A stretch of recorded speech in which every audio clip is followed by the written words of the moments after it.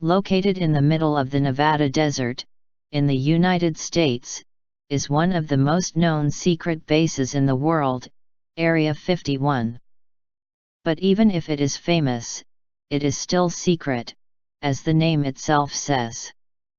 Therefore, it is not anyone who can walk the place with free access.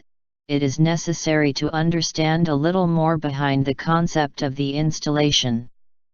If it is secret, how do we know it and what do we know about the place nowadays?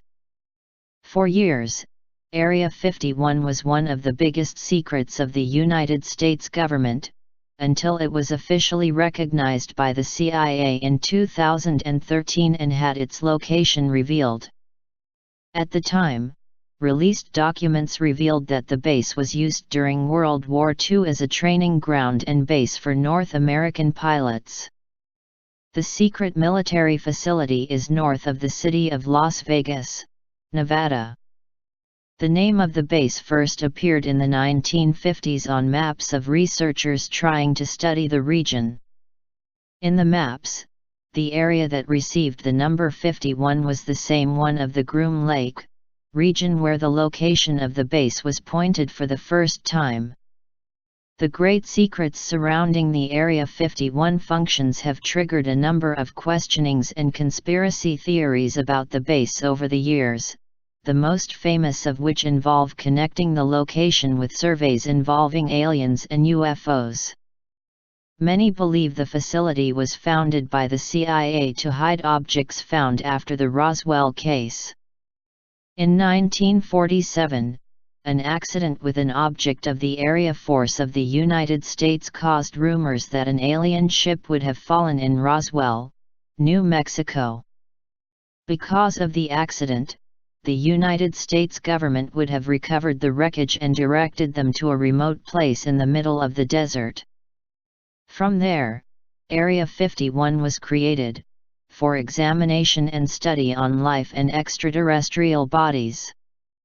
Other theories go even further, pointing out that the base would have underground levels and dozens of tunnels connecting Area 51 to other secret facilities. Over there, it would be possible to find alien technology of different types and even living species.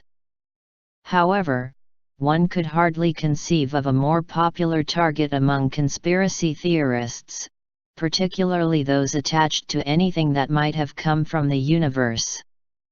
Stories certainly are not lacking. There is talk at a site for reverse engineering on UFOs, in order to learn the miraculous technology that would allow them to come from so far away to spend a vacation in the middle of a desert in the USA, or somewhere else on the planet. Of course, there is no lack of dissections. Some say, in fact, that some living specimens roam the premises of the notorious base. There are those who go even further, of course. Certain theorists even say that who really pulls the strings in Area 51 is a race of extraterrestrials. For what? Here comes the best part: to produce a race of hybrid beings, somewhere between an alien and a human being, that will eventually take the Earth. There is a justification: the extraterrestrials would have lost the ability to reproduce. Well, what's really concrete about all this? Difficult to know, since it is an absolutely forbidden base against the looks of curious amateurs, like most military installations, that is to say.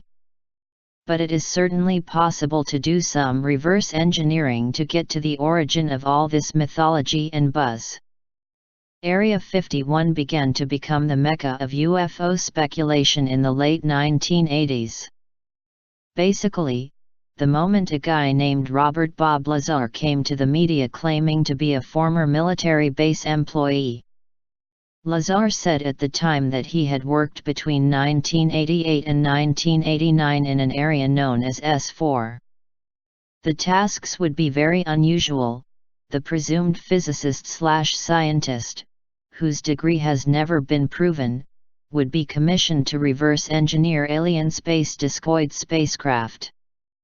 Yes, in the plural, since, according to him, at least 9 distinct models were deeply investigated by him and his team.